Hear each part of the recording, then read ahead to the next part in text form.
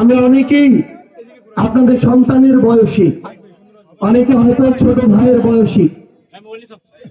আমরা একটা জিনিস মনে প্রাণে বিশ্বাস করি যে আমরা রাজনীতিবিদদের যতই পরিবর্তন প্রত্যাশা করি, পুলিশ আমলার যতই পরিবর্তন প্রত্যাশা করি, ওই ব্যবসায়ীদের যতই পরিবর্তন প্রত্যাশা করি, আমরা যদি নিজেরা পরিবর্তন না হই বাংলাদেশের পরিবর্তন হবে না।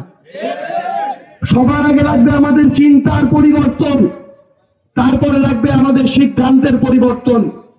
আমরা চিন্তা করি আমাদের বাপ দাদারা চাচারা একটা দলের সমর্থক ছিল, একটা মার্কায় ভোট দিত। আমি যদি ওই দলের সমর্থন না করি, ওই মার্কায় ভোট না দিই, তাহলে তো আমার মান সম্মান থাকবে না।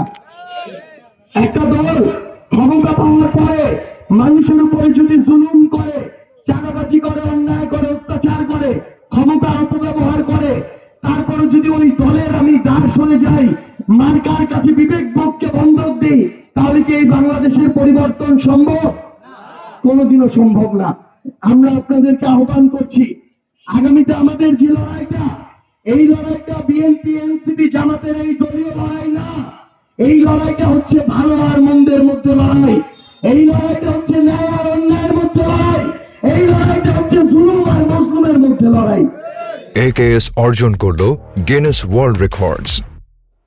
AKS আপনাদেরকে দুইটার মধ্যে একটা পক্ষ বেছে নিতে হবে। ওই একটা পক্ষে যারা থাকবে, আমরা যদি এনসিপি ওই পক্ষে থাকি, আমাদেরকে সমর্থন করবেন।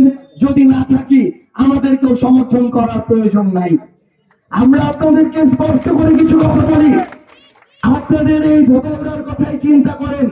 এই ধোবাউড়াতে নতুন করে আরেকটা লুটপাট শুরু হয়েছে, এটা হচ্ছে বালু লুটপাট শুরু হয়েছে না?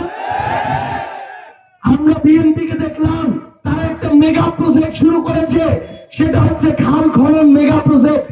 এই খাল খনন শুরু করতে গিয়ে তারা শ্রমিকের টাকা খাওয়া শুরু করেছে, খালের মাটি খাওয়া শুরু করেছে, খালের বালু খাওয়া শুরু করেছে। এখন শুধু খালটা খাওয়া বাকি আছে। আমরা বিএনপিকে স্পষ্ট করে বলতে চাই, আওয়ামী লীগের সময় মেগা প্রজেক্টের নামে মেগা দুর্নীতি হয়েছিল। আপনারা যদি ওই একই পথে হাঁটেন, আগামীতে আপনাদের পরিণতি আওয়ামী লীগের চেয়ে খারাপ হবে। কারণটা হচ্ছে এই যে প্রজন্ম, এই প্রজন্ম এই অভ্যুত্থানের পরে এমন অনেক কিছু করে নাই, কারণ তারা সিদ্ধান্ত ঠিক মতো নিতে পারে নাই কোন সময়ে কোনটা করা দরকার ছিল।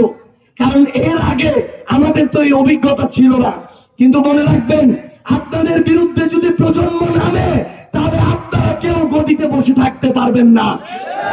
ভারতের বিজেপি বলতো যে ভারতের বিজেপির কোন মন্ত্রী নাকি কোনোদিন পদত্যাগ করে না, অথচ ককরোচ জনতা পার্টি শিক্ষার্থীদের আন্দোলনে মোদির মতো একজন ওই দেশের প্রধানমন্ত্রী রাত 2টার দিকে লাইভে আসতে বাধ্য হয়। এই হচ্ছে তরুণ প্রজন্মের শক্তি। আজকে শিক্ষামন্ত্রী পদত্যাগ করেছে।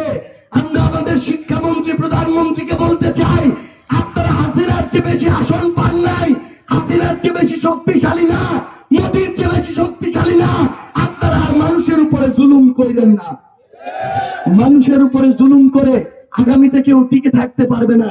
আজকে যখন আমাদের এখানে প্রোগ্রামে আসছিল, আমাদের অনেক ভাইকে বাধা দেওয়া হয়েছে, অনেক ভাইকে হুমকি দেওয়া হয়েছে, অনেক ভাইকে বলা হয়েছে সার্জিস নাসির তো চলে যাবে, তারপরে কিভাবে এলাকায় থাকো দেখে নিব। আপনাদেরকে বলি, আওয়ামী লীগ আপনাদের যে শক্তিশালী ছিল, আওয়ামী লীগ আজকে নাই। আপনারা যদি নিজেদেরকে তার চেয়ে বড় মনে করেন, আপনাদের অবস্থা ফেরালেও চেয়েও খারাপ হবে। শেখ হাসিনার মতো ফেরাউন নমরুদরাও টিকে নাই, তার চেয়ে বড় কেউ হইলেও টিকবে না ইনশাআল্লাহ।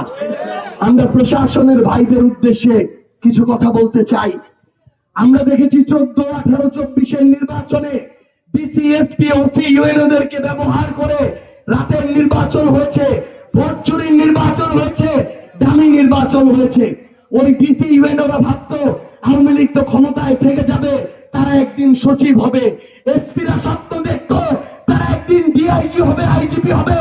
আজকে হাসিনা নাই, ওই ডিসি, এসপি একটাও চাকরি নাই।